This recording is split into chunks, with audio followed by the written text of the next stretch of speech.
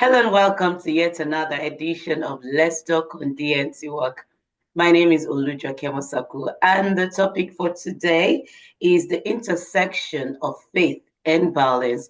Well, this is as a result of the trending events that happened last Sunday, sometime back in Nigeria, and it actually has given us a whole lot of concern. So that's why I want to talk about it today.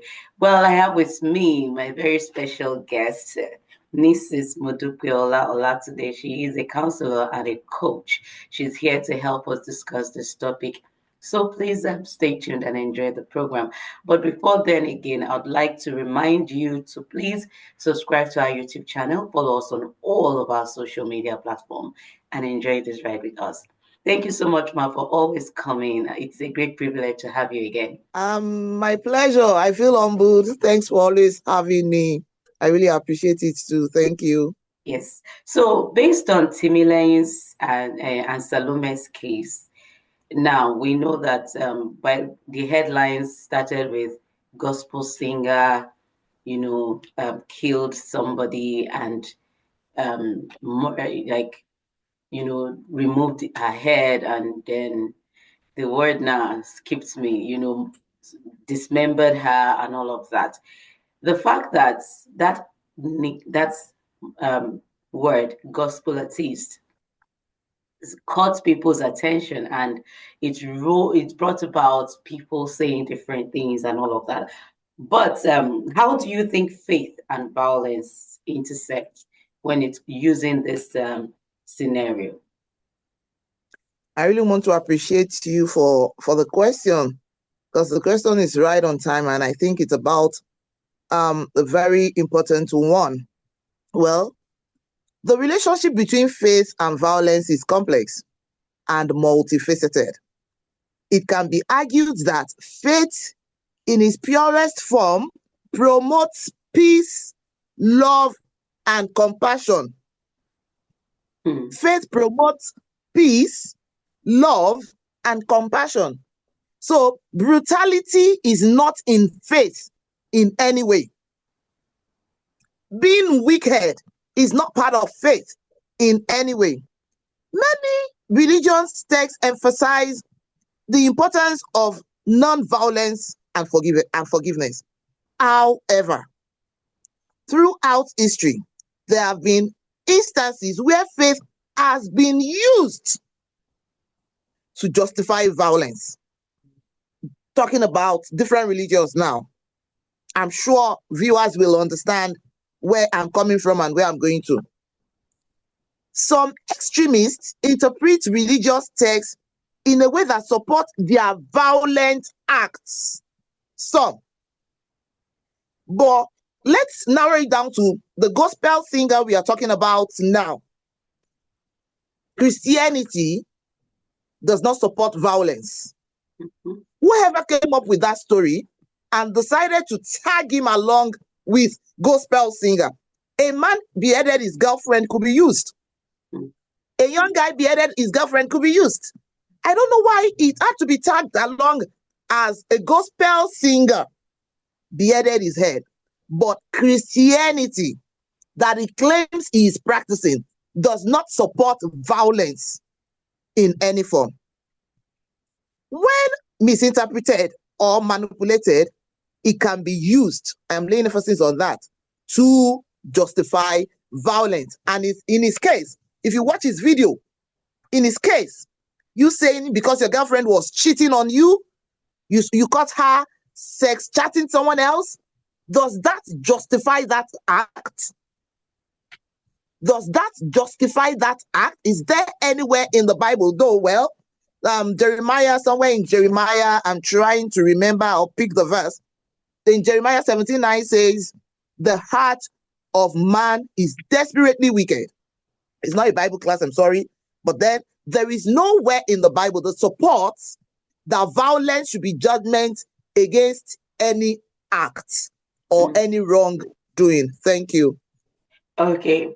You know that while you said that, it's actually misinterprets a whole lot of things, because Well, when I saw that headline, I went searching for his songs. Like, let me listen to what this guy is singing.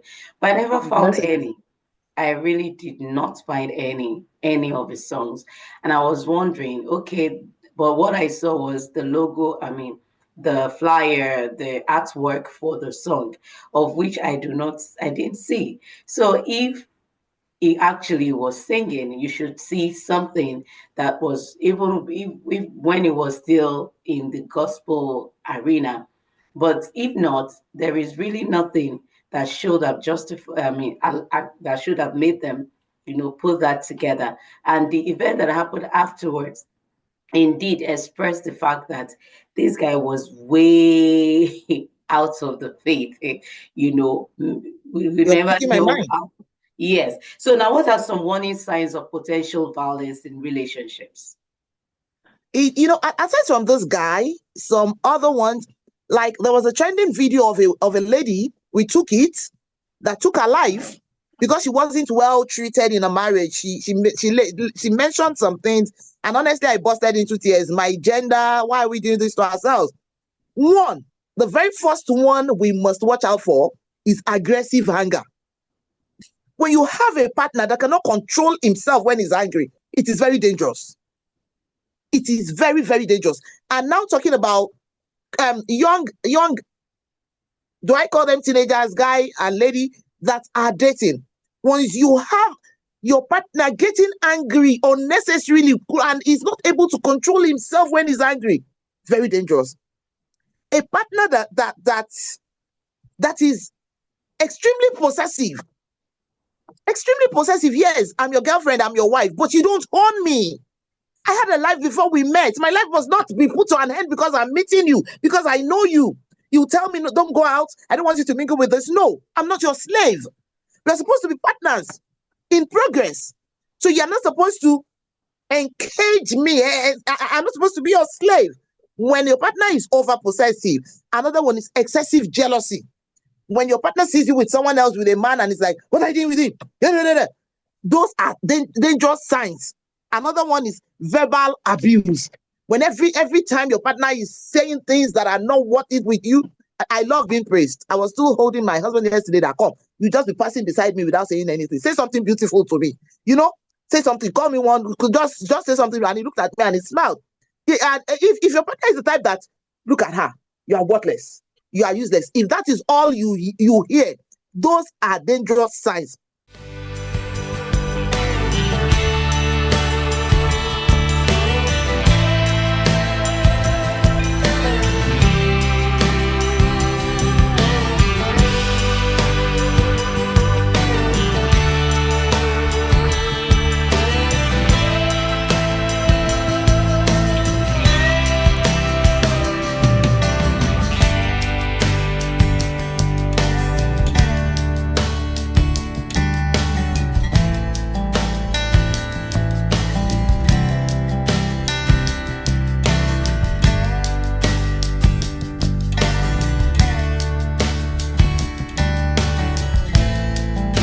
J.K. Royal Signatures, a blend of African fabric.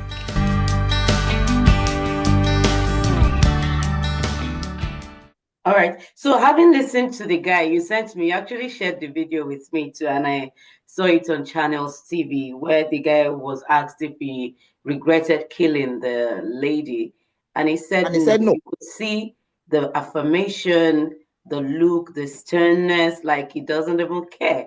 And of course, people are already talking that maybe they were not even dating because the sister said if you're dating somebody for a year, no matter what, it will slip out of your mouth, even if it's for a friend or even to family members. And she said, even in their family, they don't really keep such a secret. Now, how would you explain the relationship between him being a gospel singer and killing somebody? I'll come back to the question, but in a minute, I want to say something. My first son, 23 years, said, Mom, the story doesn't add up. Add up, yeah. I love the English. That's why I'm using it. Then I have been telling my husband that the guy has not been consistent with his stories. in his words. Yes, in his words. Mm-hmm. I was now laying emphasis I was telling my husband that even if of a truth he caught the girl sex-chatting someone else, after killing her, was he supposed to behead her? Or dismember her? Because like I heard, Or he cut the body in 50 places. 50 pieces? Wow. Now, to your question, being a gospel singer does not automatically equate to living a life that aligns with the message of the gospel. While a gospel singer is singing the good news of Christ through songs, which anyone can do, anyone can wake up to do that, the singer must have a personal relationship with God. That personal relationship is what will differentiate you from the secular singers. That personal relationship with God is what will tell the world about what is inside of you. That personal relationship is what will not make you say other words or things as the people of the world says it. That personal relationship is what will differentiate you from other singers. Now, I used the Bible verse earlier. It says the heart of man is desperately wicked. That's why they appear righteous on the stage. If you hear of pastors that abuses their wives at home, when you see them in church, their lifestyle does not match. You won't believe who they are when you see them at home. They are angels in the church. They are angels in public places. They are demons at home. So you could call yourself a Christian. It's by words. Your lifestyle must showcase the relationship you have with God. Thank you.